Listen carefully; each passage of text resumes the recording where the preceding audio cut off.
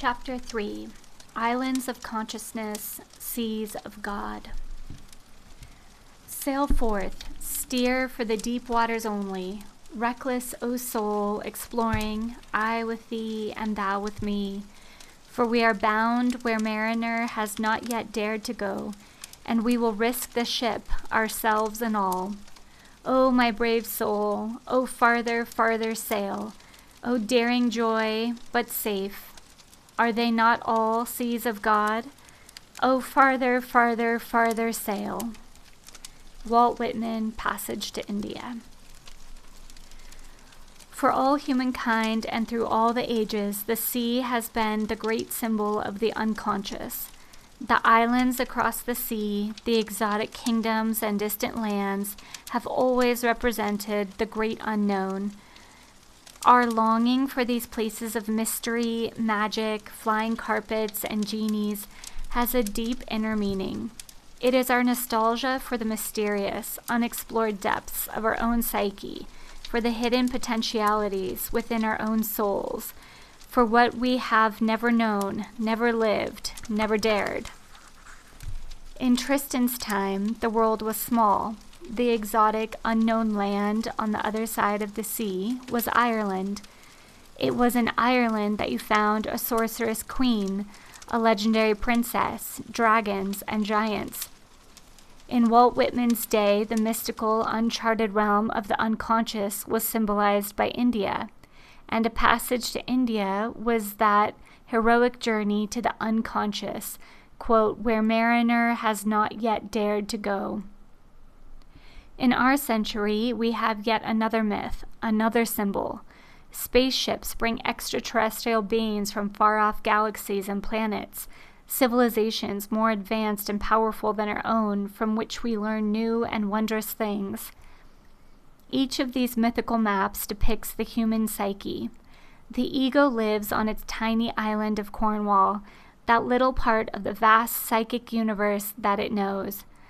But across the sea of the unconscious, across the vast reaches of interstellar space, are other islands of consciousness, with their own values, their own strengths, their own points of view. With these centers of consciousness, the ego needs to make a synthesis. Cornwall is the island of the ego, dominated by the patriarchal masculine attitude. Ireland is the island of the unconscious matriarchal feminine, dominated by the sorceress queen. Neither of these can live without its complementary opposite. Cornwall must go to Ireland, or Ireland will come to Cornwall. The unconscious unceasingly pulls Tristan toward Ireland, for Tristan is the hero who must pull the islands together. He must launch forth on these seas of God and go where, quote, mariner has not yet dared to go. Even the pirates are in the service of this evolution. When the time comes for the ego to set forth on its journey towards wholeness, strange and paradoxical things happen. Fate chooses strange emissaries. To be kidnapped by pirates seems a horrible disaster. But when we grow wiser, we learn that the disasters of life are often the genius of the unconscious, forcing our egos into a new experience of the self. Thus fate, disguised as a filthy pirate reeking of rum and blood, drags Tristan out onto the waters and forces him onto the next port in his journey of evolution. Of course, there is a fight between Cornwall and Ireland. The inner attempt at synthesis always begins with conflict. So when we first hear of Ireland, we also hear of tribute, and a terrible one. 300 youths and 300 maidens. Now, what does that mean?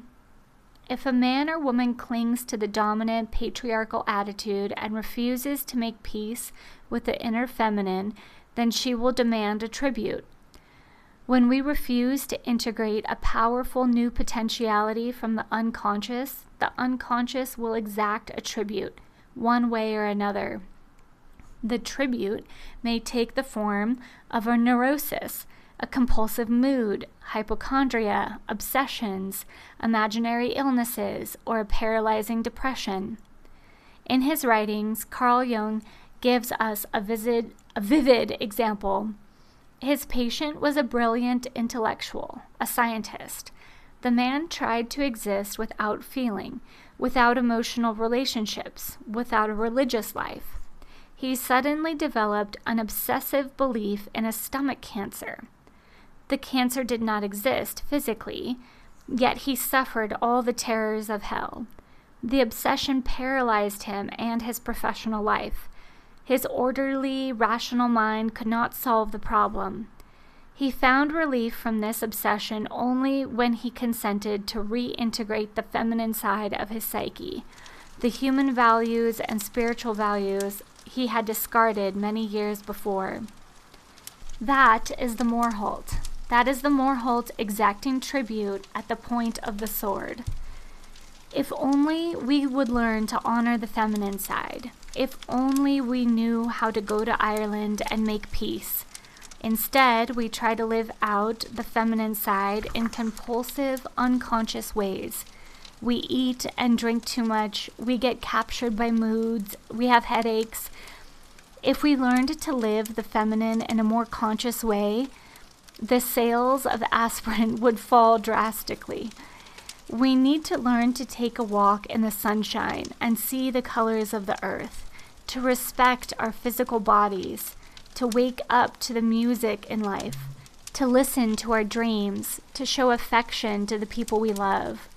Then, when we can make peace, we will no longer find the Morholt at our doors, no longer find the sword at our throats. We don't do this by sitting rooted in our patriarchal attitudes, secure in Cornwall. We have to go to the parts of ourselves that we have barely touched, that we barely know. We must sail forth and steer for the deep waters, risking all, yet strangely safe upon those seas of God.